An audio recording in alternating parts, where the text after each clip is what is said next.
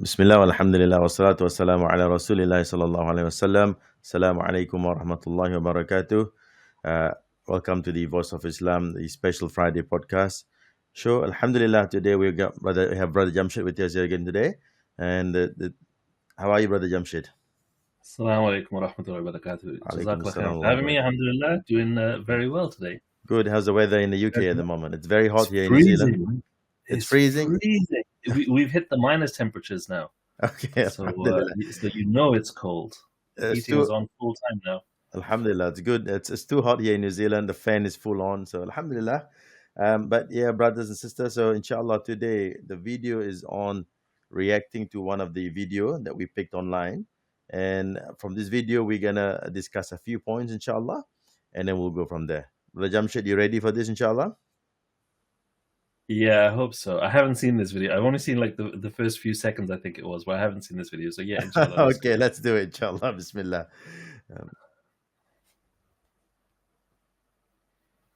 Religion. I'm not a religious guy. I'm an atheist. Religion's a bad thing, my friend. Religion's caused every war out there. Everything else about religion is terrible. I disagree a little bit because I'm Muslim myself, Correct? and I believe that whether they're religious or not, bad people will always be bad people. Is there not a passage in the Bible or in the Qur'an that says if you're a martyr, you're going to go to heaven and have 14 virgins? Is that a lie? Because I think that's in the book, is it not? No, it's not. It's not in the book. So where does that come from? People who just hate on the religion. So are you a religious guy? I am, yeah. Okay, so let me ask you a question. A simple question. Sure. Why are you religious? Why do you believe in your God? Why not? Well, because, why not is because it's probably not true. Well, then who created your God? Oh, no one created God. How does that make any sense? It doesn't have to make sense. It does have to make sense. That's the And best part. that's the problem. No, it's not the best part. Because you're like a Trumpster all of a sudden. You could just believe in someone telling you a story from 6,000 Jewish people. Yeah. I live in a Jewish neighborhood. Yeah. These Nice people. great people. But they're telling you that the world is 6,000 years old. And they don't teach any of their kids about dinosaurs. We're pulling skeletons out of the ground from 65 million years ago, and they still believe that the world is 6,000 years old. It doesn't make any sense. Well, I got to give it to you. You're a fair guy because you're criticizing all religion equally. It's absolutely all ridiculous. So that's fair. I commend you for that. You guys are. You know what's great? You're Muslim. My barber's a Muslim, and he had this great argument to me, and I don't know nothing about the Quran, but he told us that the Muslims were the first people to tell you about the fetuses and where the babies were. Right, it was in the Qur'an. Yeah. Yeah. And this was this huge argument. I said, dude, you don't. I know how that happened. How do you think that happened? They cut open 1,000 different women 1 week, 2 weeks, 3 weeks, a month, 2 months, and they found out what's going on in there. They literally cut open their stomachs and they figured it out. In the Quran, it has verses about space, which before. Any comment on that point, Brother Jamshed? On that, I actually had quite a few comments that I came to while we were watching that. So Yeah. there was actually. I was busy here making notes. Let me just. Let's just do a bit by bit. So let's just do bit by bit, inshallah. So it'll be much better for our viewers as well to sit down to and have a discussion on this point, inshallah. Yeah. Okay. So there were a number of issues that the self-proclaimed atheist raised. Yes. I think the biggest one I want to start off with first was the response of this brother when the atheist asked, why believe in God? Mm-hmm. And the brother said, why not? Yes. Okay, fine, fair enough. If you know how to handle that question, because a belief in an ultimate deity is actually an innate belief. There's anthropological, I can't say that word, research that confirms this. And there's also a very good article by Brother Asadullah Andalusi on this. It's very heavy reading, but he didn't expand on that. He basically said, why not? And the guy said, because it's probably not true. It doesn't make sense. Who created your God? How does that make sense? And the response, which I think is probably the worst response, if not among the worst responses the brother gave, is that it doesn't need to make sense. That's the beauty of it. And personally, I find that answer extremely damaging and counterproductive. Because if we as Muslims can't or don't have an answer Mm. for one of the strongest tenets of our, I don't want to call it a faith, of our Yep. ideology, of our way of life, that there is an ultimate creator to whom we are all accountable to. If Mm. we don't have a solid answer to that, everything else falls down. What on earth makes us different from any other person of any other faith or any other background? Because if it's all faith, then everything is equalized. There has to be, if we proclaim to be people of the truth, people of haqq, which is what we proclaim to be, we claim to have that. We have to be able to demonstrate that in a way that is universal and acceptable. And it has to be universal and acceptable because the concept of a deity is universal. Allah subhanahu wa ta'ala is everybody's creator. So everybody, of sound mind, obviously, Mm. needs to be able to understand this basic concept. So if someone's saying that it doesn't make sense, there's a fundamental flaw in their understanding. And the problem with this is there are so many good academic arguments for God, and I don't advocate going into these, but it seems like, at least on what we've seen so far, this brother didn't challenge that person at all in terms Yes. of asking, well, it's the best explanation, basically. How else do you explain anything to be here? This notion, this idea, because the atheists also gave this very common, it's almost comically common now, the answer of, well, who created God? And they think that this is some kind of a gotcha, that, oh, you can't have a God because then who created that God and who created that? The funny part of this is this question shows that on some level they understand the problem of infinite regress. Basically, when you have a problem with something needed to happen before, something needed to happen before, and that creates a problem that can never happen, right? The problem is they don't apply that problem of infinite regress to the natural world. For our reality to exist, it had to have come from somewhere. It couldn't have existed eternally because we have an infinite regress of events. For example, before this moment, there was a moment before, there was a moment before. The problem is they don't care about it then. They just want, their universe to be okay and to be exempted from the rules. Whereas if you think about things conceptually, for the way I like to explain it is, look, for anything to exist, something had to exist necessarily, right? Because I agree with the infinite regress. The infinite regress cannot explain anything, which means for anything to exist, something had to exist out of necessity. The default state of existence is that there was something there, not nothingness and then poof, our reality emerged. Something had to be there by default. That's the default. Now the question is, should that something be our reality or should it be the creator? It can't be the reality or our reality because that has no ability to create anything. It has no qualities or characteristics that mean that it should be there. So there has to be necessarily something else that brought our reality into being a creator. There's, and that just naturalistically follows, and there shouldn't be anything there that contradicts what the person already believes. But this Da'i didn't challenge that at all.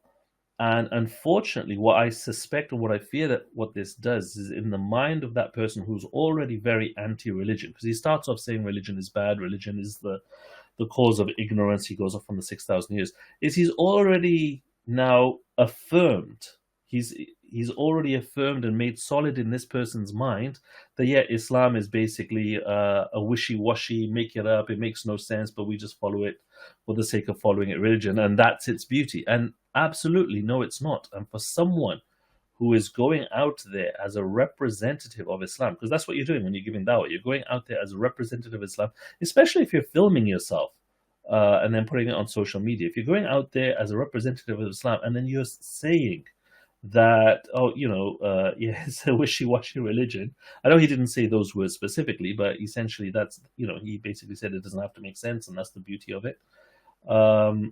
I think that's extremely worrying and extremely damaging. No worries. Look, you got a good point there, Jamshed. I think I agree with you, but I do think, though, somehow, at some point, that kind of answer to say, look, You can't explain everything because sometimes when you talk to an atheist, for example, and they ask for every little details of things, right? And then I do sometimes do say it, look, I don't have answer to that questions, or look, I'm not able to explain it. And sometimes we can't explain certain things, right? How do we explain that in our understanding? So I think I agree with you, Samba, but I do think that the way how the brother answer, yes, it's not perfect, maybe. But I just want to be very clear though to our viewers that we're not criticizing the brother as well because we don't know how long is the video is actually Yeah, we haven't done. seen the rest of it yet. We haven't Yeah. seen the rest of it. We haven't seen the whole interaction of it. So we're not criticizing him directly here. But what we're saying, we were discussing about the video just from at this point. So alhamdulillah. But I think you can't explain everything, the Jamshed. You can't explain everything about religion in a logical manner or in a rational manner. I think at some point you kind of have to say, look, it is what it is, and that's when we go back to the fitrah where I personally think that most people, even though they denied God, but they do know in their heart that somehow, somewhere, little in the corner in their heart, they do question about things around the world. That's my perspective. Though. Okay. Okay. I mean, I agree that Yeah. you don't know everything. I Yes. mean, only Allah subhanahu wa ta'ala knows everything. I Correct. agree with that. But that is not a get out of jail free card for saying that we don't know anything. That's right. At the end of the day, Yeah. we also, we need to know that Allah subhanahu wa ta'ala is our Rabb, is our creator. We need to know that. We need to know. I've never met, Prophet Muhammad Rasulullah Sallallahu Alaihi Wasallam. I've never met him, but I know he existed, and I know he said this, and I know he said that, whatever have you. I don't know everything. I don't know all the details of his life. I don't know what's been recorded and narrated. But the parts that I do know, the absence of the parts that I don't know, or the parts that I don't know, don't negate what I do know. Correct. So that's my point. That we do know. We don't know necessarily what does timelessness look like. How does that work? How does ultimate power work? How does Allah subhanahu wa ta'ala say be and it is? We don't necessarily know that. But we don't need to know the mechanics of that to understand the concept that, yes, this is the power within Allah subhanahu wa ta'ala's ability. Yes. That, yes, as a default state of existence, Allah subhanahu wa ta'ala is the divine reality, and everything else is just a manifestation of creation. So that's the part where I think we need to be very clear. Because here's the thing, we also have to understand who we're talking to. We're not, or in this case, this brother doesn't seem to be talking to a person who is very theologically educated. So when this person is objecting to the notion of God, he's not objecting to the finer qualities of, does God have this particular attribute or that particular attribute? No, or that's does it right. manifest? He's objecting to the concept as a whole. Yes. And not even from a very sophisticated perspective. That he's basically using these trope neo-atheist arguments that are very shallow, have got no depth of thinking whatsoever. And in responding to that, what this brother has done, or appears to have done, is to have accepted that. And that's where my problem is. If it was a deeper, more nuanced question, for example, how does I'll give you an answer. I'll give you something that I've been struggling with. So recently, as in the last few days, there was a story that broke about a young child that unfortunately in the UK passed away. And I'm using this because obviously people resonate with their own. So obviously I'm in the land of the UK, so people resonate with their own. Basically, what happened was this baby, it's a 1-year-old, was living with his father. His father had a heart attack and passed away. And the young child obviously couldn't get any food and whatever have you, and basically was found dehydrated and starved, passed away, cuddled up next to the father who had already passed. Wow. And this is it's really heartbreaking because you think of the last moments of that child, and that child, 1-year-old, has got and there's food and water in the house, but he has no access to it, and it's also a shared flat, so there were other people in their house, but maybe they didn't hear him crying or ignored it or whatnot. I don't know. But my point is, you think about that situation, and you can understand from a perspective from an atheist of saying, how does a merciful, all-loving God allow this to happen? And that's a very difficult question to answer because you've got a very emotional situation there. And I mean, there are answers to that question. I'm not sure those answers would be emotionally palatable to everyone. But I mean, those are the kinds of difficult answers. We're not going to say there's no answer there, but you can attempt to answer that question. But to basically say that, oh no, but there is no God because the concept of God makes sense because who created God? To say, yeah, I know, it doesn't make sense, but that's the beauty of our religion. That's a completely different thing altogether, I think. Yeah. Well, let's continue the video and then let's go from there, inshallah. Yeah. Inshallah.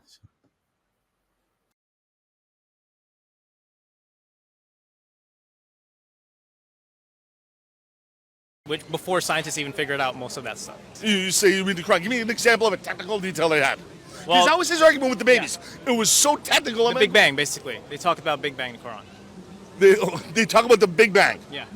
So okay. So 4.5. So was the Big Bang before your God or after? Do you think? No, it just happened. No, I mean, no, but It was created by God, basically. so God was there before the Big Bang, Yeah.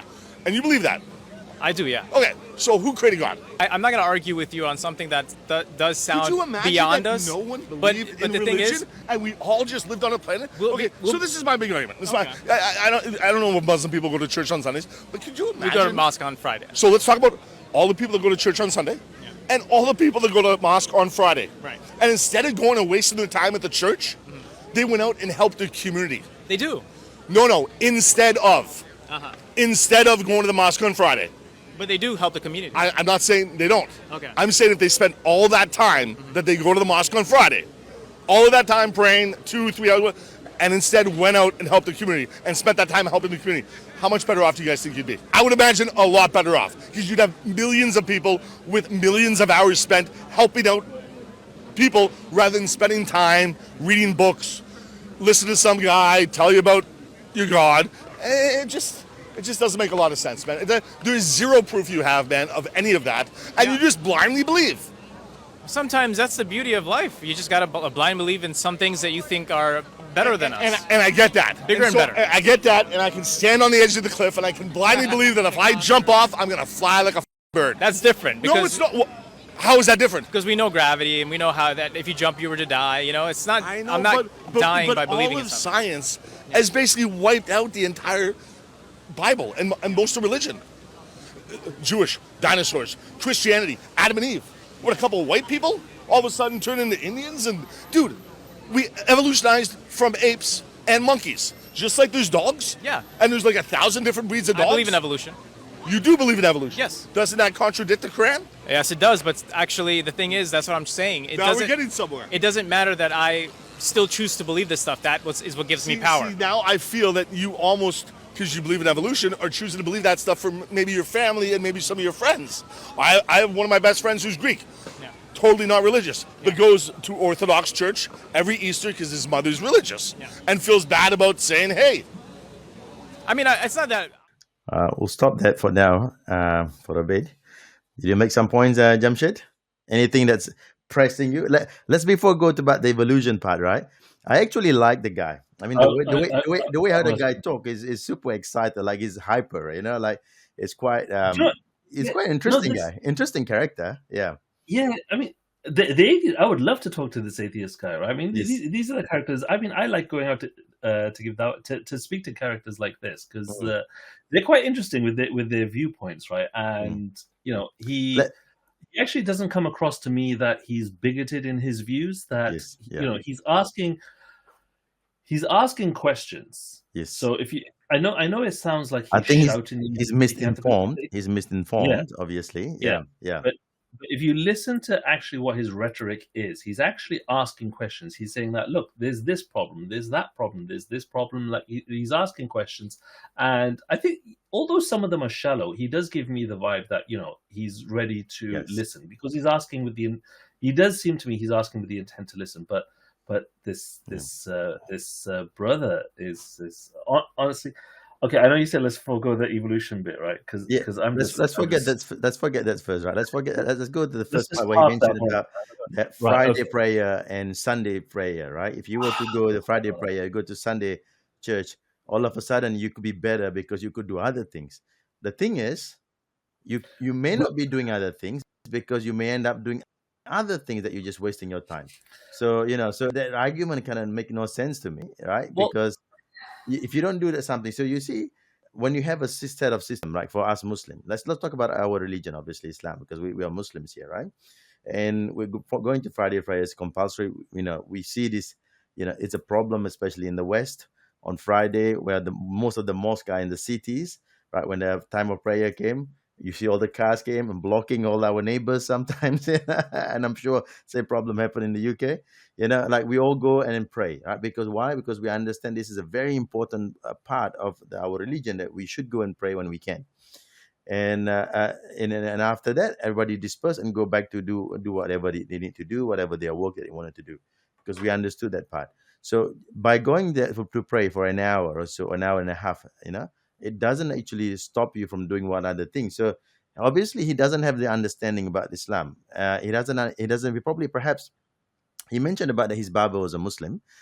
His Baba is a Muslim, but I don't think he know any other Muslims, because he probably has some understanding that if you're religious, you go and pray, you do this, you do that, and you don't actually do anything else. On the other hand, Muslim like you and me, we all contribute to society in our way. You do your job, I do my job, so we just like normal people. So I think he's one of the guy that kind of sort of see certain things, have some sort of misconceptions, and don't actually have many Muslims around him. He kind of know one or two, and that's it. But at the same time, he didn't understand that we just like anybody else. Like we go to university, we have a job, we have families, we have children to raise, we send our kids to school, we go to school camps, we do this and that. So we're just like anybody else, right? Yeah. So I think that's one thing. This this atheist person here, obviously he didn't have many interaction with Muslim. That's my first feeling about him. Yeah, I agree, and I think this is also a problem of, to some degree, of our own making as well. So, I think what we need to understand is what's this guy's background. So, although he's an atheist, he's from presumably like a Christian background, like in that he understands Christian practices, where.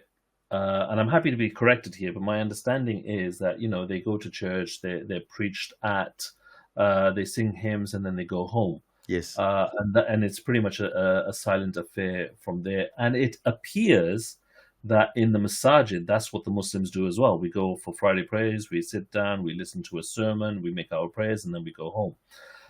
But I think there's a quality there that has been missed completely, which is the community building. Yeah. So as Muslims, we can pray anywhere. The entire earth is a masjid. We can pray wherever we want. But the objective of going to or one of the objectives of going to the masjid is to build that congregation, to know who your fellow people, who are the people that you live with, because there's two different things that go on here.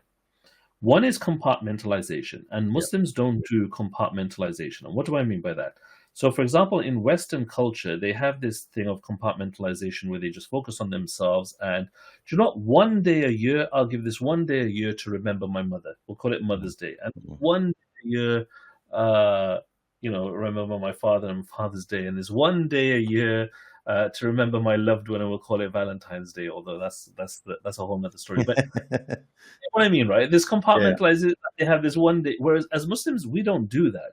Every single day is Mother's Day and Father's Day, because we respect our parents constantly all the time, that we don't need to single out these one specific moments to do that, because to do that suggests that we're neglecting them at any other point in time, and we're not allowed to neglect them at any other point in time. So our love and care for them should be constant pretty much throughout. So we don't have these concepts of compartmentalization like that. And the same thing applies to our community, that we don't ignore our communities and only see them or do a special event to see them then.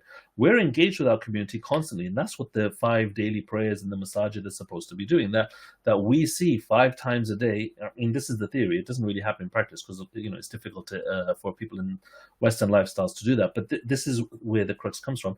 We see our brothers say, is there a certain person, and I'm saying brother, obviously I'm a brother, I don't go to the sister side, but I'm assuming it's the same for them, but we see a certain certain person is missing. Where are they? Are they traveling? Are they sick or whatever have you?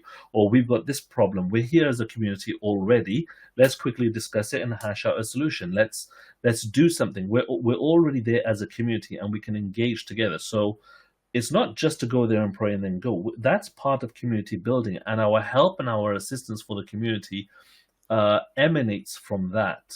So we don't need to give up the Friday prayers to then go out and look after our community. We'll do that on top of this.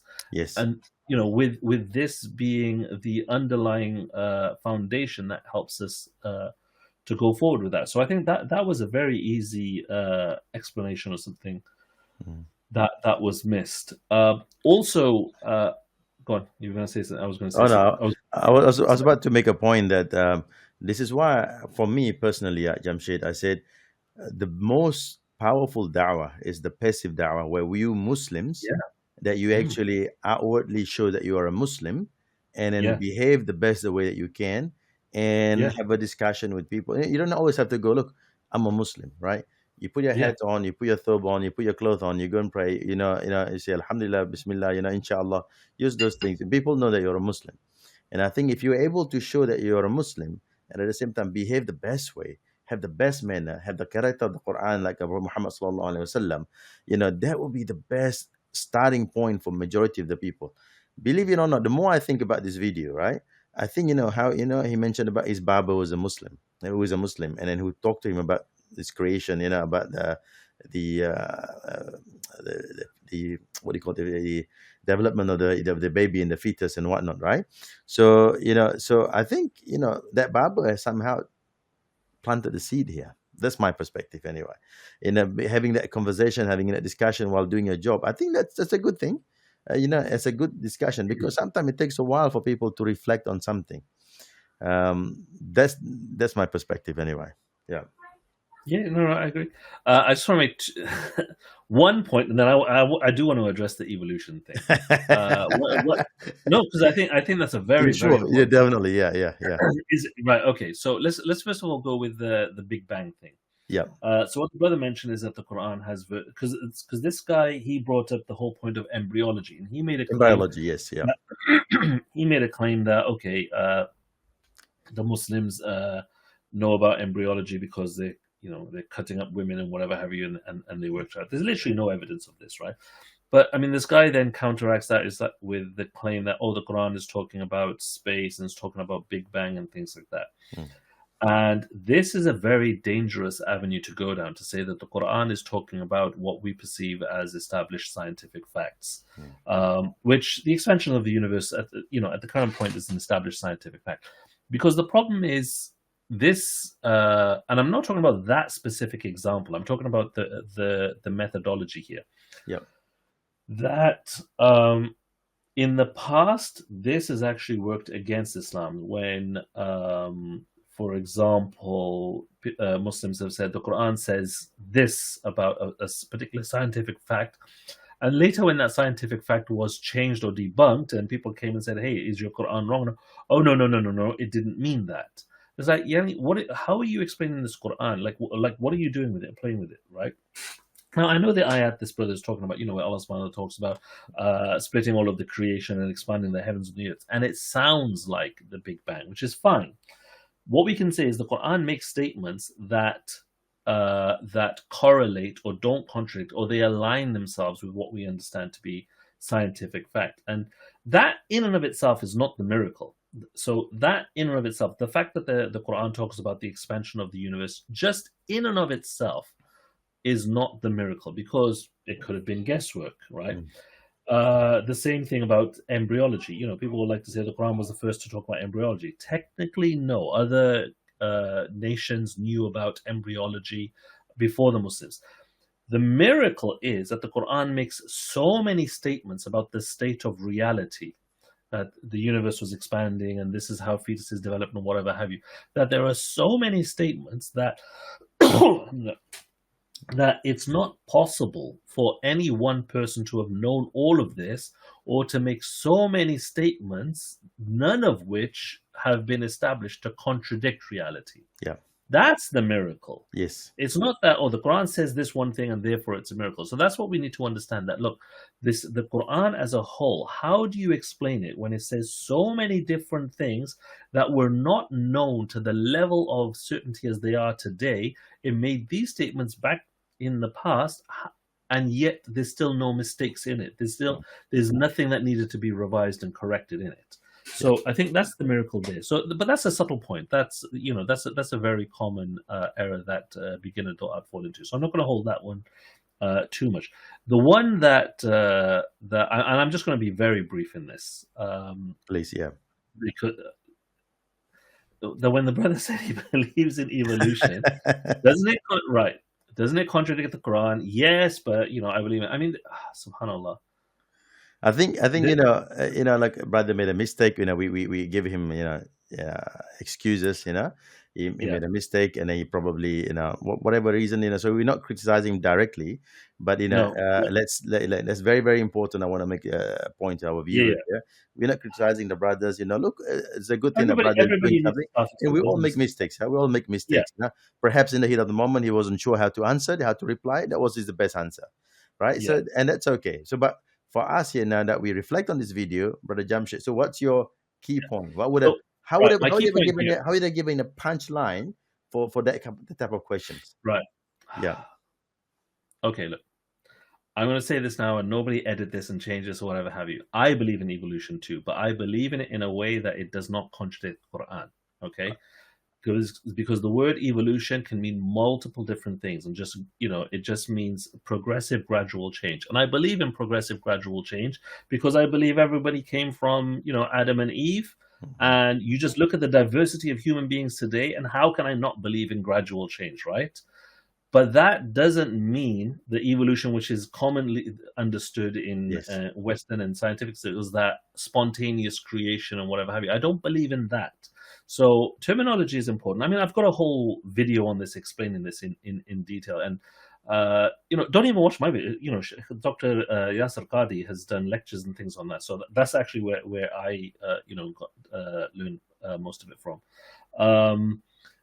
But yeah, the mistake here, and I think this is a very dangerous thing to fall into, is don't assert anything where you say, this notion, this current scientific notion contradicts my book, my faith, and I'm fine with the contradiction. I'll believe, that I'll believe in this scientific fact over the Quran or whatever have you, and it is what it is. That's a very dangerous place to be, and doing that in yourself and whatever have you, I think is fine. But I think this is one of the reasons why I stopped going to Hyde Park.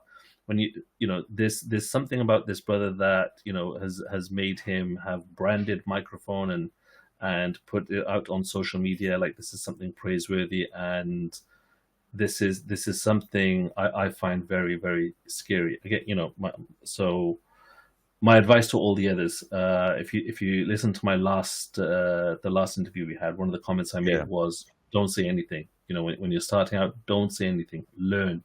Only say something when you know you have something of value to add. So you're not compelled to say anything. You just have to say something when you know. And if you don't know, and if something sounds wrong, it's better to just stay quiet. Inshallah. We're just gonna continue the video, inshallah. Bismillah. I'm doing it because of other people. I'm doing it for myself.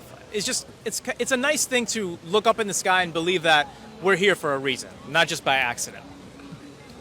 But why does that make you feel better? You should feel better that we are here by accident. And we spent millions of years evolutionizing into this, and we created this, man. And that's awesome. And now we've destroyed Earth in basically 150 years. Hopefully not. But yeah, I get hopefully not. They're telling us we've destroyed Earth in 150 years. Yeah. There's way too much carbon dioxide in the air, and our planet's warming, all the ice is going to melt, and sea levels will rise, and Manhattan will be no more in like 50 years. Completely gone. Yeah. But what does God say about that? Some people need religion. I feel like they need religion to live life and go through... That's fair. I'm not going to argue a point where some people need religion, man, but life's f***ed up. You look at all the mentally ill right now, man. Yeah. And it's like, how does God put these people on Earth that are this up, this mentally ill? Why can't he help them, man? Why did the 6-year-old God couldn't prevent that? Because if God prevented all that, we wouldn't exist. We're an imperfect people. And in order for us to exist, we have to have imperfection. So tsunamis, volcano eruptions, earthquakes, that has to happen? It's part of nature, God yeah. putting that into nature? It has to happen for us to exist. How about it just happens? Because it's science. Well, science doesn't just happen. Science, we have to arrive when to. the oceans warm, the storms get bigger, like we're seeing right now. Yeah. That's kind of science. Yeah, but there's things that science can't explain at all still. Absolutely. And we're still trying to explain, but science explains a lot of stuff. It does, just like religion for Just some like people gravity, explains you a lot of said, right? stuff. Right, you can't. Like you remember 700 years ago when they thought the Earth was flat? Right, yeah. Why wouldn't you think it was flat? You just walk out to the edge of the Earth and you just drop off. And we found out it wasn't flat because we figured out it wasn't flat. Yeah. But there's still people out there. Quran says there's that- still people out there Yeah. that think the Earth is flat. Funny enough, the Quran actually says that the Earth is not flat. Well, of course Quran does because they knew about the Big Bang 5 billion years ago. Yeah. So obviously the Quran, everything in it is like, it's magic, right? It's not magic, but Listen, if you can tell me that a book written, how old is the Quran? 6,000, 10,000 years, 2,000 years, how old is it? I would say around 1,000 over. 1,000 years, that's how old the Quran is. And 1,000 years ago, they told us about the Big Bang 4.5 billion years ago. Yeah. I'm gonna have to read the Quran, man. Yeah, give it a shot. I will, man. All right. I will. I appreciate that, man. It was a pleasure talking to you, Thank man. you, man. Have a good one. Cheers, man. That's an interesting ending. What do you think?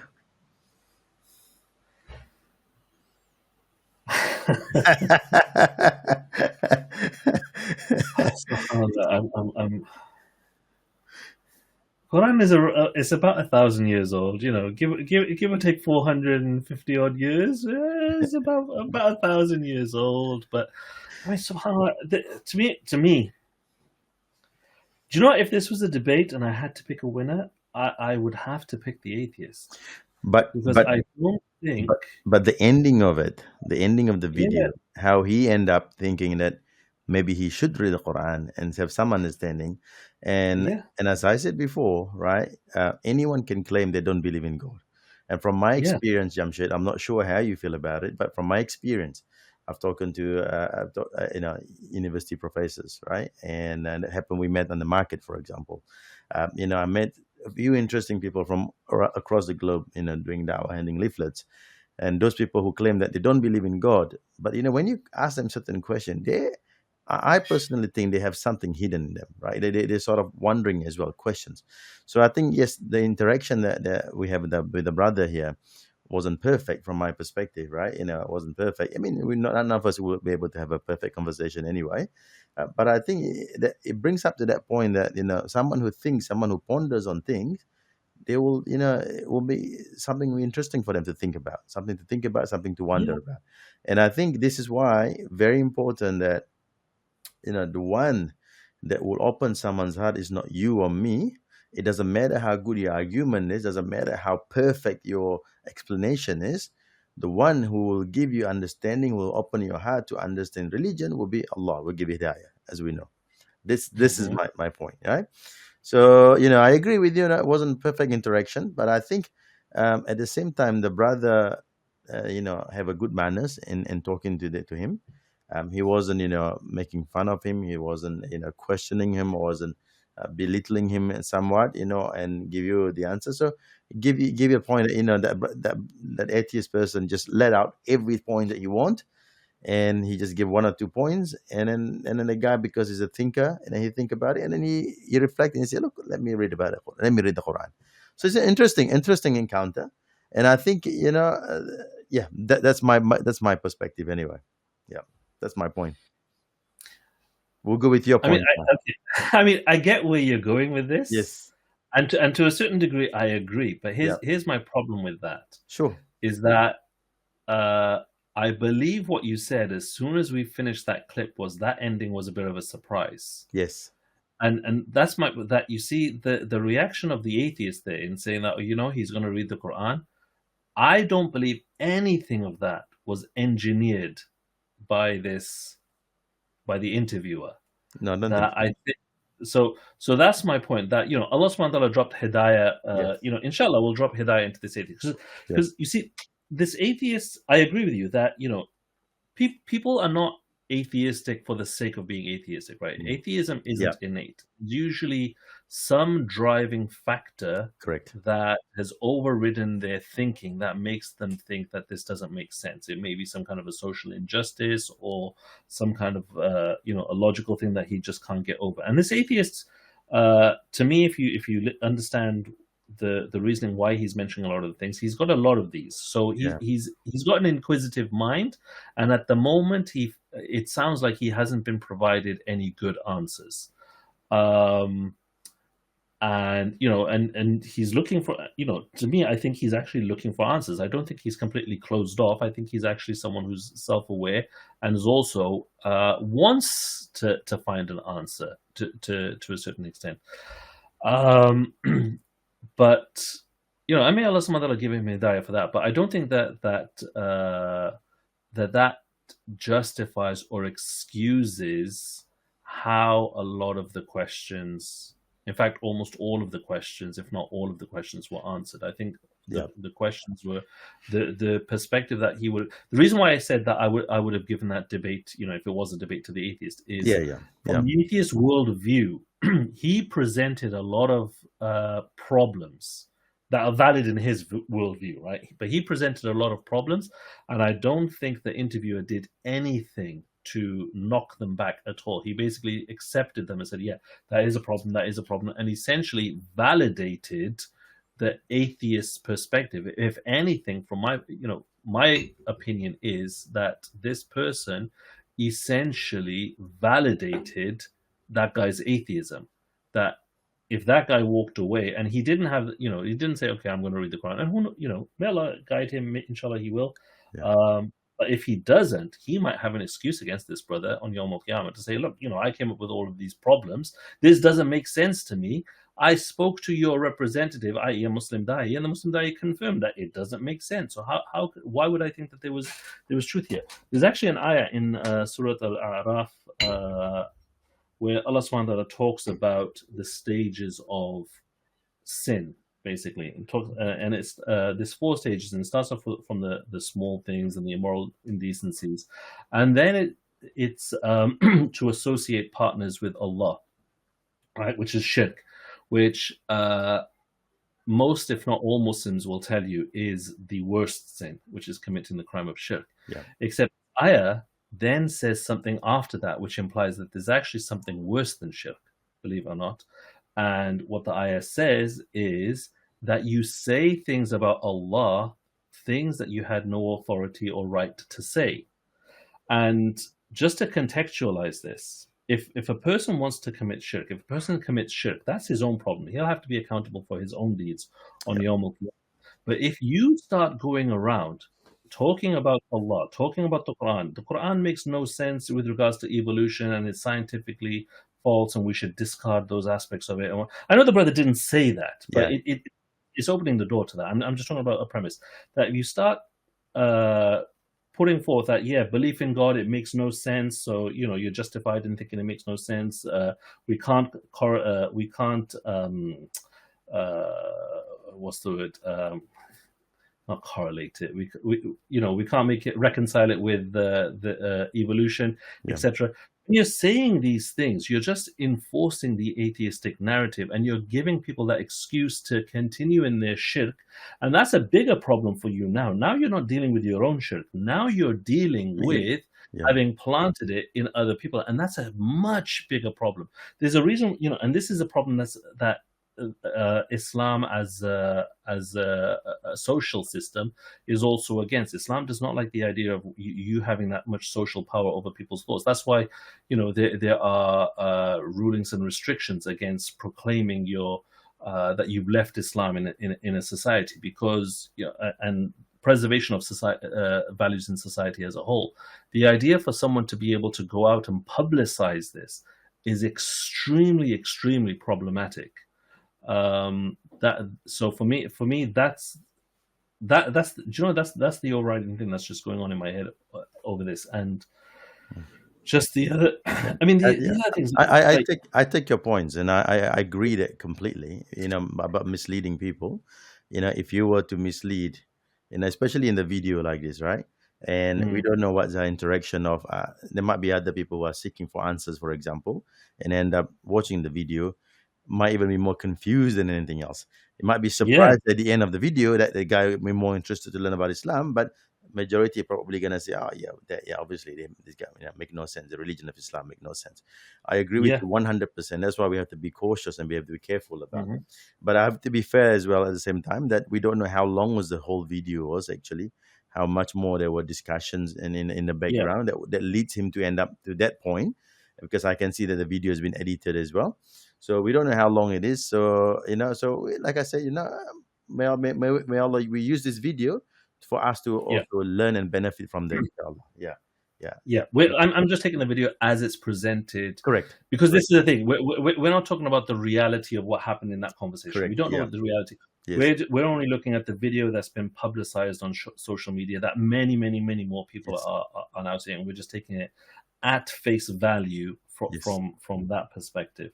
There is also one other point that I would like to raise, and it's Yep. maybe slightly off topic, which is the notion of, some people need religion, and where the atheist started off is that religion is bad. And I think this is a trap that a lot of du'at fall into, which is compartmentalizing religion as a just one segment of your It's life. individualistic type. Yeah, yeah, yeah, Not even that. It's just like, I'm doing this and that's a religious thing, or that. And the reality is that religion is just a philosophy of life, and everybody has a philosophy of life. Like the thing that irks me is to say that atheists have no religion.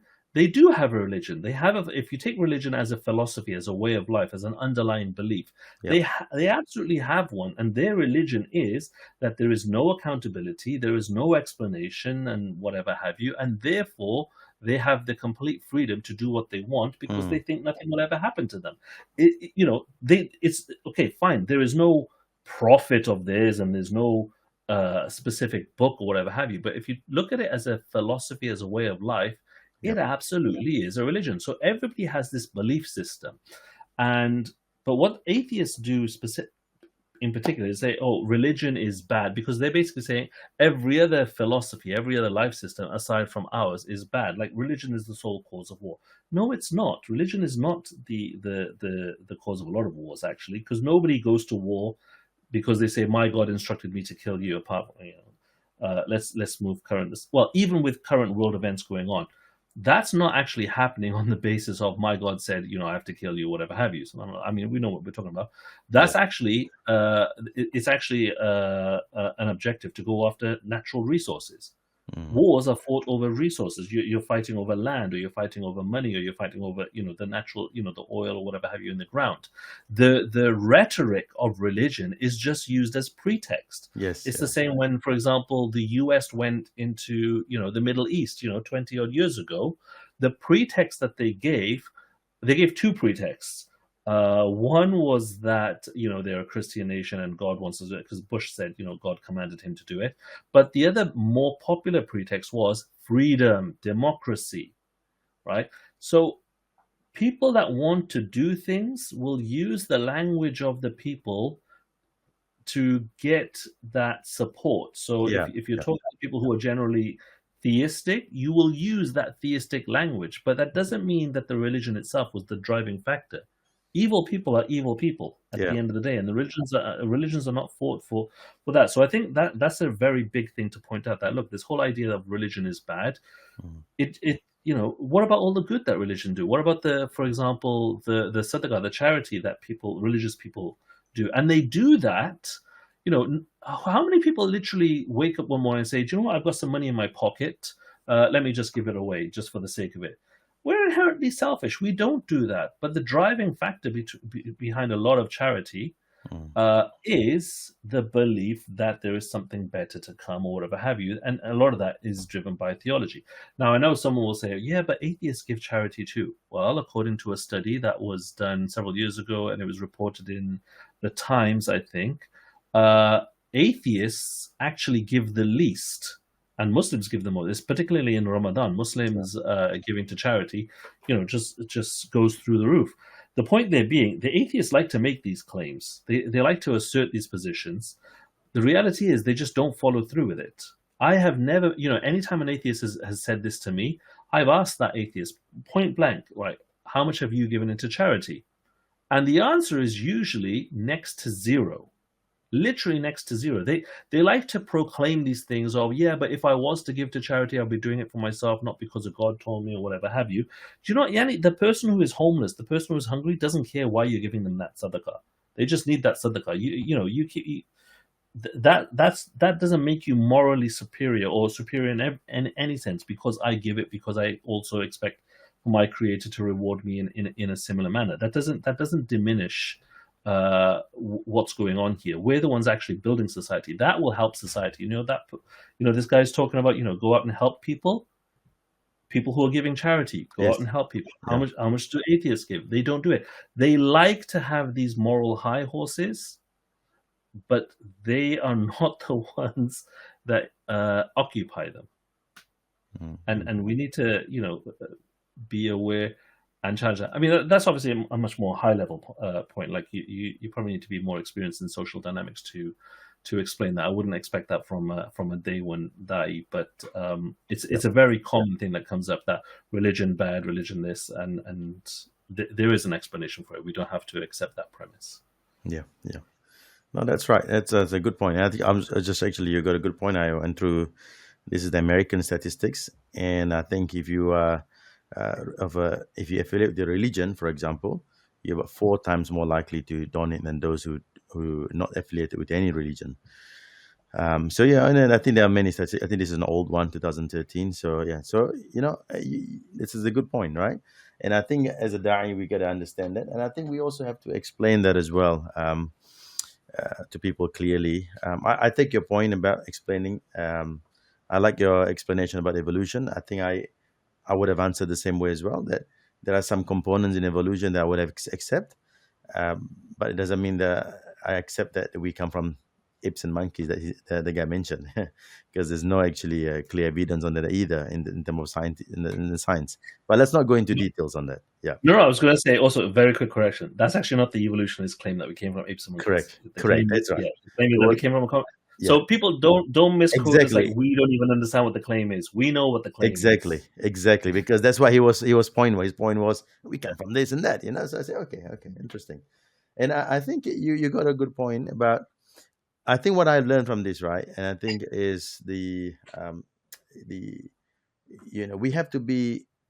I think a good da'i, once you have a lot of experience, is the moment someone open their mouth and utter that first sentence, you kind of knew where they're going to, like you sort of in their mind already, Jamshed. I'm not sure from your experience. I think that's all how we experience. And the more you attend da'wah, the more you listen to how people ask questions, the more you got involved in a conversation, and you realize, like you say, they always have something. I don't believe in God, not just because they don't believe in God, but because there is something. Like in his case, he thinks unfair that, as you mentioned in the story before, how can God allow these things happen? We can say the same thing. How can God allows what happened in Palestine at the moment, for example, when thousands of people are dead and children are being killed? Why don't God go and save it, right? And this is all that old question that been mentioned over and over again. How can someone have cancer, for example? But the thing is, this is where we as a Muslim have the duty to explain that really well, that we don't just see this life as that. We have more after this life that we're looking forward to. So whatever we're going through in this life, if we understand the concept of difficulty and hardships is a trial for us, then we know what we look forward to in the end, and that's why we're okay with that. Exactly. Muslims don't believe in YOLO. Yes. Basically. Yes. Yeah. This is for us. Yes. Death. Yeah.